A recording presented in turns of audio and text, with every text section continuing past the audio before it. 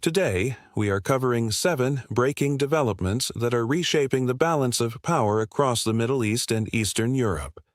Iran is signaling a desire for regional peace while simultaneously escalating its military strikes beyond the Middle East for the first time. The United States has taken the paradoxical step of easing oil sanctions on the very country it is bombing. Ukraine has reclaimed nearly 400 square kilometers of territory after Russia lost access to Starlink. Ukrainian forces are intensifying deep strikes inside Russian territory and calling them their own form of sanctions. Trump is publicly dismissing Ukraine's role in the Middle East while Kyiv deploys hundreds of specialists to Gulf nations. And Iran is now operating a selective blockade of the Strait of Hormuz, offering safe passage to Japan while keeping the waterway closed to its enemies. The date is March 21, 2026, and the world is moving fast. Here is everything you need to understand. Iranian President Masoud Pezeshkian used the occasion of Eid al-Fitr to deliver a message that would have been unthinkable just weeks ago. Speaking on the American platform X, he addressed Islamic countries and neighboring nations directly, telling them they are brothers and that Iran is not in conflict with them. Then came the line that cuts to the core of Iranian strategic communication. The only beneficiary of Muslim divisions, he said, is the Zionist entity. This is not a random statement of goodwill. It is a calculated diplomatic signal aimed at driving a wedge between Israel and Arab Gulf states that have been hosting American military infrastructure, the same infrastructure that has been used to strike Iranian territory since February 28. Pezeshkian is essentially telling Saudi Arabia, the UAE, Qatar, and others that their real enemy is not Tehran, and that allowing American and Israeli forces to operate from their soil makes them complicit in a war against a Muslim nation. Whether this message lands is another question entirely, but the timing, on one of the holiest days in the Islamic calendar, is deliberate. And here is where the contradiction becomes almost surreal. On March 20th, the United States Treasury Department issued a temporary license suspending sanctions on Iranian oil purchases at sea. Read that again. Washington is bombing Iran and simultaneously lifting oil sanctions against Iran. The reason is brutally practical. When the United States and Israel launched their attacks on February 28th, Iran responded by closing the Strait of Hormuz, the narrow choke point through which approximately 1/5 of the entire global oil supply passes. The result was an immediate and violent spike in global energy prices. Treasury Secretary Scott Bessent announced on March 21st that roughly 140 million barrels of sanctioned Iranian oil currently stockpiled by China could now enter the market to relieve supply pressure. The license is valid for 30 days, expiring on April 19th, and Bessent was explicit that it covers only oil already in transit and does not authorize new purchases or production. The Trump administration has also been working to bring an additional 440 million barrels onto the global market to counteract the disruption caused by the Hormuz closure. This is a policy that defies easy description. The United States is at war with Iran, and is also temporarily freeing up Iranian revenue to stabilize the markets that the war itself destabilized. And the irony does not stop there. Russia, which has absolutely no involvement in the conflict, collected an estimated $6.9 billion in additional oil revenue during the first 2 weeks of the U.S.-Iran confrontation, simply because higher global prices benefited every other producer on the planet. The International Energy Agency responded on March 11th by authorizing the release of 400 million barrels from strategic reserves held by its 32 member states. The global energy system is under serious stress. Now let us talk about what Iran did on the night of Saturday, March 21st, because this marks a genuine escalation threshold that has not been crossed before. For the first time since the conflict began, Iran launched missiles with a range of 4,000 kilometers, targeting the joint U.S.-British military base at Diego Garcia in the Indian Ocean.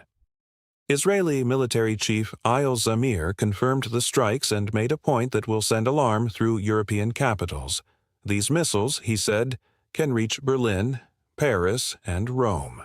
That statement is not hyperbole. It is a direct warning that Iran's retaliatory capacity has now extended well beyond the traditional theater of Middle Eastern conflict. A British Ministry of Defense source noted that the attack took place before London had formally authorized the United States to use British military bases for strikes against Iranian missile infrastructure, which raises immediate questions about coordination and escalation management between Washington and its allies. Meanwhile, on the same night, Iranian missiles struck the Israeli cities of Dimona and Arad in the south of the country, injuring dozens of people, including children. The significance of Dimona is impossible to overstate. Israel's secret nuclear reactor is located approximately 13 kilometers southeast of that city. The Iranian Revolutionary Guard stated that its missiles targeted military installations and security centers in southern Israel. Israeli Army spokesman Brigadier General Efi Defrin acknowledged that air defenses failed to intercept the attacks and said the incident would be investigated. Prime Minister Netanyahu called it a very difficult night and reiterated that Israel is determined to continue striking its enemies on all fronts. The human cost is mounting on both sides. More than 2,000 Iranians have been killed since February 28th. In Israel, the death toll from Iranian attacks stands at 15. Switching theaters, the war in Ukraine produced one of the most consequential battlefield developments of the entire conflict. According to the Wall Street Journal, Ukrainian forces recaptured approximately 380 square kilometers in the Zaporizhzhia and Dnipropetrovsk regions after Russian troops lost access to the Starlink satellite internet system. In February, SpaceX implemented a whitelist system that maintained verified Ukrainian access while cutting off Russian forces. The effect on the battlefield was immediate and severe. Russian drone operations, which had become a defining feature of their tactical approach, collapsed in effectiveness. A Ukrainian soldier described the change simply. Without Starlink, the Russians regressed to Cold War-era communications. Without the ability to rapidly transmit targeting coordinates between units, Russian forces lost the coordination that had made their drone campaigns so lethal. Ukrainian signal intelligence specialists began intercepting Russian radio traffic and in some cases received tactical information up to a day in advance. Ukrainian commanders exploited this window to launch small group operations behind enemy lines. One commander described it as a real advantage gained precisely when the Russian command system was destabilized. Russia has attempted to compensate by laying cables between positions, establishing local wireless networks, and turning to alternative satellite services. But analysts estimate that Russian coordination has only recovered to about 60% of its previous capability.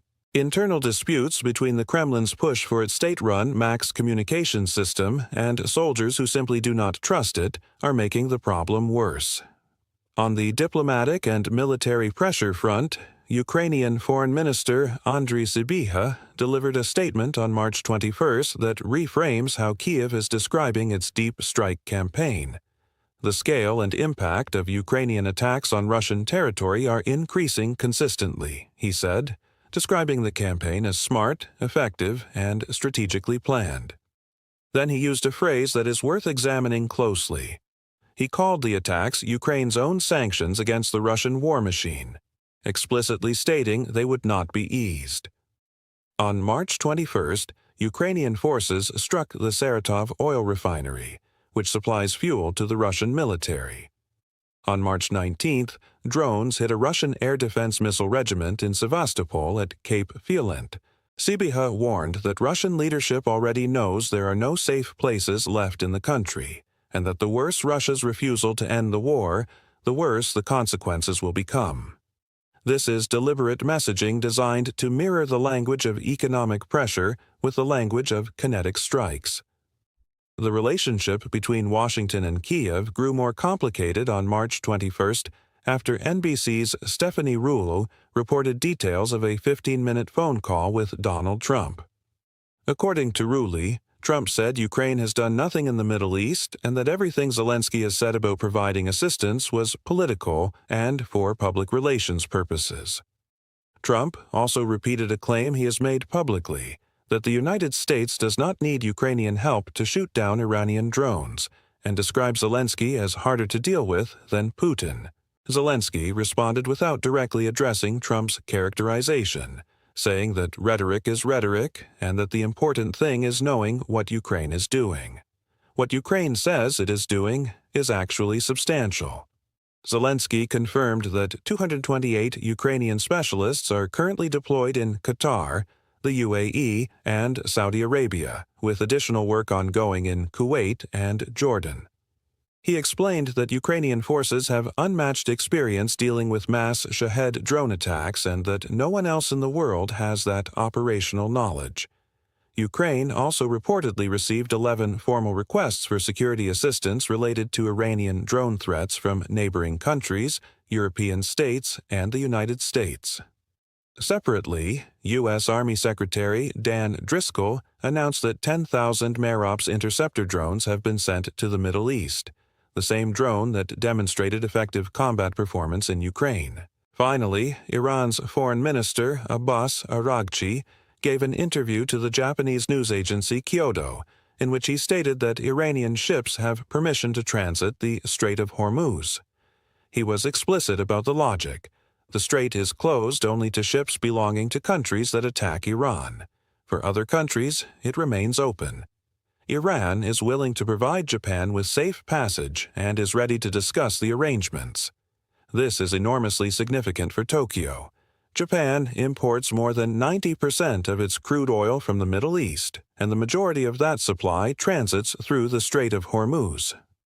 The fact that Iran is now managing passage on a country-by-country basis means that the blockade is not a blanket closure but a political instrument, rewarding neutrality and punishing alignment with Washington and Tel Aviv. Countries that have not participated in or facilitated the U.S.-Israel campaign can negotiate access. Countries that have are being kept out. This is economic and diplomatic warfare conducted through maritime control, and it places enormous pressure on American allies in Asia and Europe who depend on that waterway but want no part of the conflict. What you are watching unfold across these 7 developments is a world in which the traditional rules of escalation and deterrence are being rewritten in real time. Iran is simultaneously calling for brotherhood and launching missiles toward the Indian Ocean. The United States is bombing a country and lifting its oil sanctions. Ukraine is turning satellite internet access into a battlefield weapon, and a narrow stretch of water between 2 rocky coastlines is becoming the pressure valve through which the entire global economy is being managed.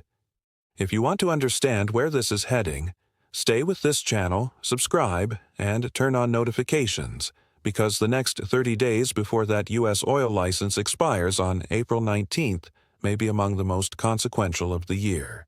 Drop your thoughts in the comments. Do you think Iran's selective blockade strategy will succeed in splitting American allies from Washington? The answer to that question may determine everything that comes next.